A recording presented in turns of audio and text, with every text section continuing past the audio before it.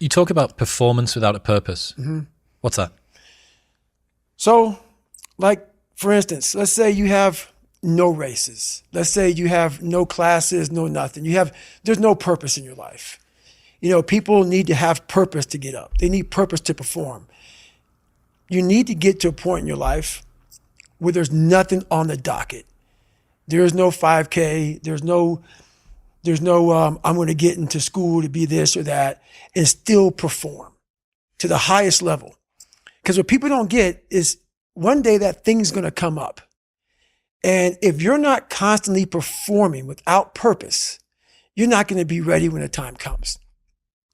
It's this magical thing, purpose, that we're all looking for. But what's funny about it all is that we need these things to perform. But we don't take a second to realize the purpose is always there. The purpose never leaves us because the very purpose is you. You are always the purpose.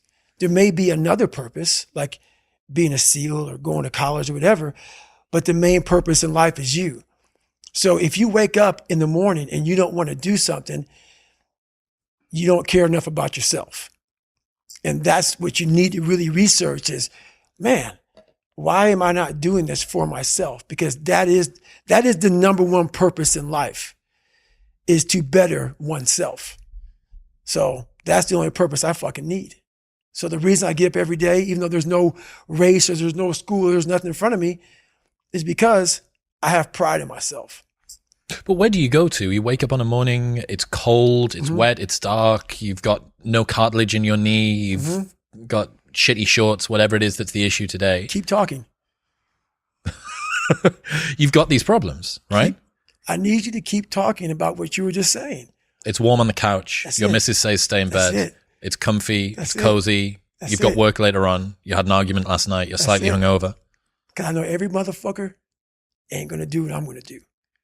So this is how you level up. That's how you level up. I know there's a whole bunch of people with that right there. That fires me up. That makes me fucking happy, what you just said. That brings joy to my life right there. Why? Because I know there's so many people that have the ability and just refuse to get off that couch. Refuse to study a few more hours. Refuse to go deeper, to go further. And that's where I gain the advantage. It's so easy to be great nowadays, my friend, because most people are weak. Most people don't want to go to that extra mile. Most people don't want to find that extra because it sucks. It's miserable. It's lonely. You talk about that you were kind of, lonely by yourself. I was the same way. And that used to hurt me growing up. Now I fucking thrive in that shit. That's the only place to be.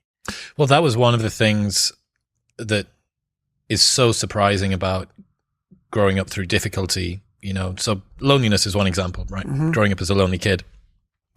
What you realize is a lot of the things that you feared or hated or embarrassed about as a child end up being the genesis of the things that you're most proud about as an adult. Mm-hmm. So the fact that you can work and thrive in solitude gives you the opportunity to be able to move to America and start a podcast, or decide to do Hell Week 3 times in a row, or it doesn't matter how long or dark the course is, you're just going to stay. Mm-hmm. The fact that you were forced to be vigilant and to assess people, to work out what's going on when you became an adult allows you to detect the vibe and the energy of whoever it is that you're speaking with and know that this person's someone that I want to hang with and this person's somebody that I don't. Right. All of the things. In fact, I would go as far as to say there's not one thing in my life that I see as a pure advantage that doesn't have a dark side to it that came about at some other point as well. Right. So one of the reasons that I spent so much time as a kid in my bedroom listening to audio tapes, because I didn't have anyone to play with, right? Only child, a little bit sort of unpopular. Right. So I'd be in my bedroom listening to audio tapes, and we go to the library every 2 weeks and we take the tapes back and we get new tapes and I bring them and listen to them again. Right. But you roll the clock forward 20 years and what's the 2023 version of an audio tape? It's a podcast. It's a podcast. That's right. A lot of the things that you love and value in yourself in adulthood are the light side of something that you were ashamed, fearful, disgusted by when you were younger. Yeah. I mean, I think that comes from overcoming. A lot of people, wonder, how did you become this? How did you become so vulnerable? How are you doing a podcast now when you were this kid? You overcame things. You fought them. And now this is what happens. This is on the other side of overcoming. You become very, very powerful when you overcome yourself. All those things you once cowered from, you were afraid of, when you face them eye to eye every day, you now become a person who has a great podcast. Let's say that there's someone listening who resonates with what you're talking about. Mm-hmm. They've been through trauma, they've been through hard times, mm-hmm. but they keep breaking promises to themselves, mm-hmm. and they're struggling to get off the couch, and they're having a pity party. Mm-hmm. How can they stop feeling sorry for themselves? That's a difficult one, because you have to want it. You have to want to be better. And it starts off with, you have to have pride in yourself. You have to have pride in yourself. You have to have, there's something about you, whether it's your last name, whether it's just the smallest thing. You have to be proud of yourself. And if you have no pride in yourself, I can't give it to you. Because you're always going to compromise. You're always going to fold. Always. I'm very proud of myself. That's why when people said, no way you can do better than Can't Hurt Me. Roger that. We'll fucking see. It's that pride that wakes you up. Now I'm not talking about bad pride. The attention to detail for the human being I want to do. I call this thing, like, I want to be the standard. I want to be that guy. Like, every place I went in the military, there was this ethos about how this place is, how we're going to live, how we're going to represent ourselves. And I walked around and I saw that most people didn't live up to that ethos. Like, if you go to whatever company, they had this mission statement on how we want to run our company. I made one for myself on how I want to be. And that is why, if people can make up a mission statement, an ethos in which they want to live by, and every morning you wake up, you hold yourself accountable to that mission, not a company's, your own. Make up your own mission statement. What do you want to be in life? And once you do that, now you can work with somebody to get better. You can work with yourself to get better. But until you know what you want to stand for, you will always just be sitting down. You'll never stand for anything. What's that quote? If you don't stand for something, you'll fall for everything. That's it. It's a true statement. In the book, you talk about Roger that, there being two types of Roger that. Mm-hmm. I absolutely adore the second type. Received orders given, expect results.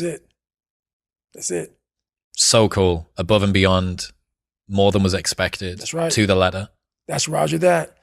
That is, for me, what Roger that means. Received orders given. Yep. Expect results. Expect results. That's right. So fucking dope. That is it. That is it. And when you hear that from somebody who gets it, you know it because you can look in their eyes. You feel that energy, man. It connects immediately. They're out here to get a job done. Roger that.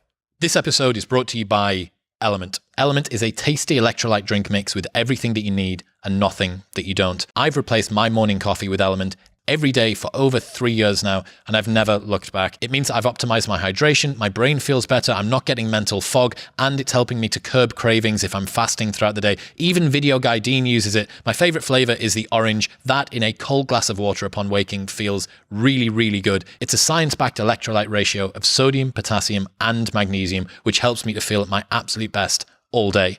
Also, they have a no BS, no questions asked refund policy, so you can buy it and try it for an unlimited amount of time, and if you do not like it, they'll give you your money back, and you don't even need to return the box. That's how confident they are that you love it.